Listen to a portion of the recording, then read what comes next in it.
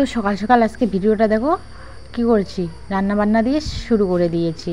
তো অনেক দিন তো অনেক রকম করে শুরু করলাম, তো আজকে ভাবলাম যে চলো রান্না বান্না দিয়ে শুরু করি। আর এদিকে দেখো আমার ভাত হয়ে গেছে, আর এইদিকে আমি চাম ঘাসের ডাঁড়িগুলো যে দেখতে পাচ্ছি, মানে খারকোল পাতার ডাঁড়িগুলো, ওগুলো এদিকে বসিয়ে দিয়েছি ভাপা। তো চলো ভিডিওটা যেভাবে শুরু করি সেভাবেই শুরু করি। গুড মর্নিং বন্ধুরা, তোমরা সবাই কেমন আছো? আশা করি সবাই ভালো আছো। তোমাদের আশীর্বাদ ও ভালোবাসা আমিও খুব ভালো আছি। তো আমার নতুন একটি ভিডিওতে তোমাদেরকে ওয়েলকাম ও স্বাগতম। তো আজকে কী বার বলো বলো বলো বলো আজকে হচ্ছে শুক্রবার, আর এখন সকাল বাজে 8টা। তো দেখো এদিকে আমার খারকোল পাতার ডাঁটাগুলো ভাপানো হয়ে গেছে, এখন দেখো বসিয়ে দিব। তো দেখো আমি কিন্তু উনানে রান্না করতে বেশি ভালোবাসি গ্যাসের থেকে, কারণ উনানে তাড়াতাড়ি রান্না হয়ে যায়। আর উনানগুলো মানে যত খুশি অত জাল দিতে পারবে, আর গ্যাসে তো ওই কমা আর বাড়া, আর উনানে যেমন খুশি সেমন জল দিতে পারবে। তো দেখো তেলের উপর পেঁয়াজ কুচি দিয়ে ভাজাভাজি করে তারপরে সিদ্ধ করা মানে ভাপিয়ে নেওয়া সেই খারকোলের গাছগুলো দিয়ে দিলাম, দিয়ে লবণ হলুদ দিয়ে এটাকে এখন পুরা দমে ভাজাভাজি করবো। তারপরে মশলা দিয়ে দেবো। আর আমরা কিন্তু বেশিরভাগ জঙ্গলি সবজি খাই, আমরা গ্রামে থাকি, বর্ষার দিন অনেক রকম সবজি পাওয়া যায় গ্রামে। তো তার জন্য আমরা গ্রামে বেশিরভাগ বর্ষার দিনে সবজি কিনি না, যেগুলো আশেপাশে হয় সেগুলোই কিন্তু খাই। তো দেখো এখানে রসুন বাটা, আদা বাটা, জিরে বাটা, আর একটু ধনে গুঁড়ো আর একটু লঙ্কা গুঁড়ো দিয়ে দেখো এদিকে মানে ভালো করে কষাবে, আর যত কষাবে অত কিন্তু এটা ভালো লাগবে। তো যারা জঙ্গলি তরকারি রান্না করে খেতে পারে তাদের কাছে কিন্তু দারুণ লাগে, আর যারা রান্না করে খেতে পারে না তারা বলে যে এগুলো কিভাবে খায়, কিন্তু আমরা এগুলো ছোট থেকে খেয়ে আসি, তো আমাদের ভালো লাগে। তো দেখো এদিকে তরকারিটা হয়ে গেল, এখন এটাকে নামিয়ে রাখছি। আর আজকে একবারই রান্না করছি সকালে, মানে এটা কিন্তু সকালবেলা, মানে সকালে একবারে রান্না করে নিচ্ছে। আর এদিকে দেখো নীল কচু আর আলু আর এখানে সয়াবিন, এগুলোর একটা তরকারি হবে। তো কেউ কেউ আনাচিও বলো, তো আমরা নীলকচুও বলি। দেখো এদিকে কড়া বসিয়ে দিয়েছি, গরম হয়ে গেছে। চলো ফটাফট করে বাকি তরকারিটা রান্না করে নেওয়া যাক। তো দেখো এটা তরকারিটাও আমি এদিকে দেখো কষাচ্ছি, তো সেমভাবে এদিকে রান্না করছি। তো দেখো আর এদিকে আমার অবস্থা শেষ, ঘেমে এত গরম দিয়েছে সারাদিনে, এত গরম তোমাদেরকে কি বলবো। তারপরে দেখো তরকারিতে জল ঢেলে দিয়েছি, দিয়ে খড়ি দিচ্ছি, দিয়ে এখন এই যে বাকি খড়িগুলো বেঁধে রেখে দেবো। আর প্লাস্টিকের দড়ি তো যত বাঁধতে চেষ্টা করছি, বাঁধতে পারছি না।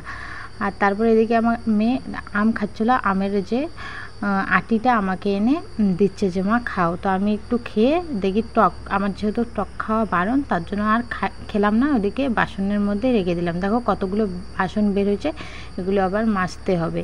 তো এদিকে তরকারিটা হতে থাকবে, আর ওদিকে আমি বাসন টাসনগুলো সব মেজে নিয়ে আসবো। তো চলো বাবাকে খেতে দিয়ে আমি মেয়েকে ঘুম পাড়িয়েছি, যেহেতু বেলা হয়ে গেছে। তার এদিকে দেখো ফাইনাল লুকটা, আর আমার তো এটা দিয়ে খাওয়া হয়ে গেছে।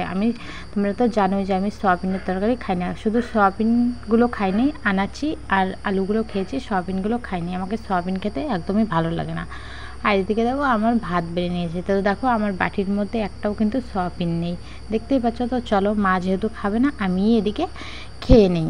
আর এদিকে দেখো আমি সেন্টারে চলে গেছি, তারপর সেন্টার থেকে দেখো যাচ্ছে, আর কি রোদ উঠেছে দেখতেই পাচ্ছ, ছাতা নিয়েছি।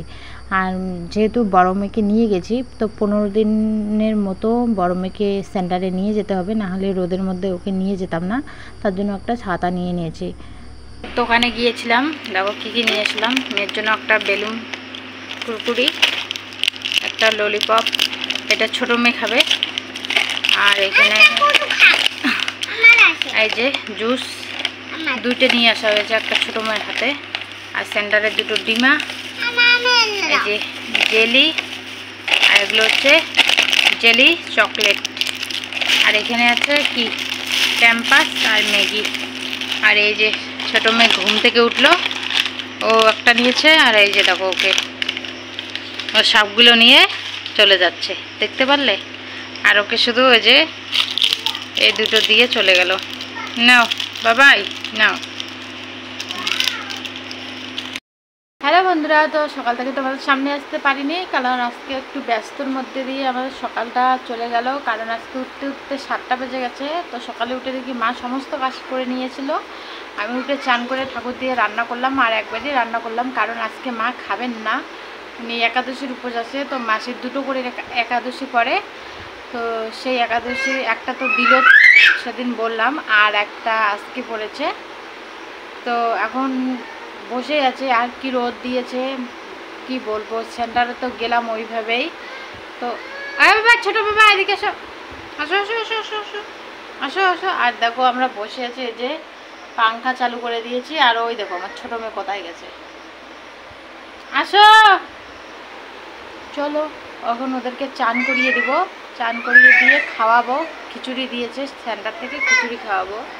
চলো, এই যে দেখো, আসো আসো না মা, আসো আসো আসো আসো আসো আসো।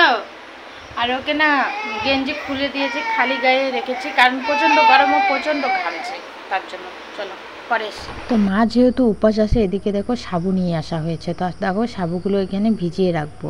আর এদিকে দেখো কলা নিয়ে এসেছে, আর এগুলো কলা কাঁচা, দেখছো কাঁচা কিন্তু না, পাকাই। তো চলো এখন সাবুটাকে জলের মধ্যে ভিজিয়ে রাখবো। তো চলো তোমাদের সঙ্গে কিছু কথা শেয়ার করি। দেখো আমি কিন্তু আমার স্বামী কিন্তু বাড়িতে নেই, চলো পরে শেয়ার করছি। তো মেয়েদের জন্য খাবার বেড়ে নিলাম। এই যে সেন্টারের খিচুড়ি, আজকে সবজি দিয়ে রান্না করেছে খিচুড়িটা।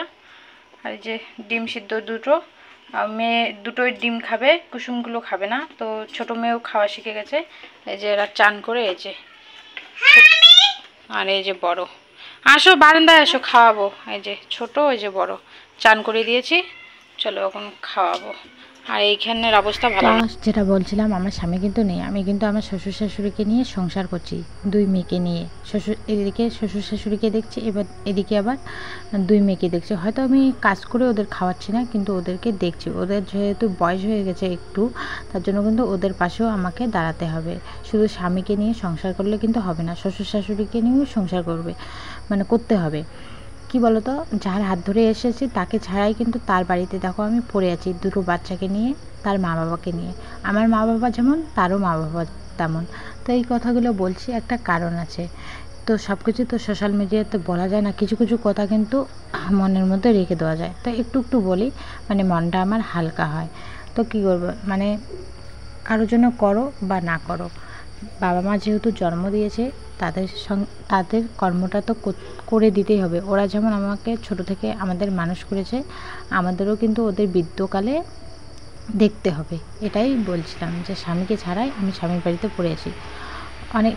অনেক মেয়েই আছে, কিন্তু স্বামী যেখানে যায়, বউ সেখানে যায়, কিন্তু আমার ক্ষেত্রে উল্টো। তো সবাই কিন্তু সবটা বুঝে না, তার জন্য কিন্তু চলে যায়। বুঝতে পারলে তো? তা আমি কী বলতো, স্বামীর সঙ্গে তো থাকবই। স্বামী তো একদিন হলে একদিন বাড়িতে আসবেই, সারা জীবন তো প্রবাসে থাকবে না, বাড়িতে চলেই আসবে। তো থাকলাম কয় বছর স্বামীকে ছাড়া, মেয়েবেলায় তো থেকেইছি, যখন বিয়ে হয়নি তখন ছিলাম না।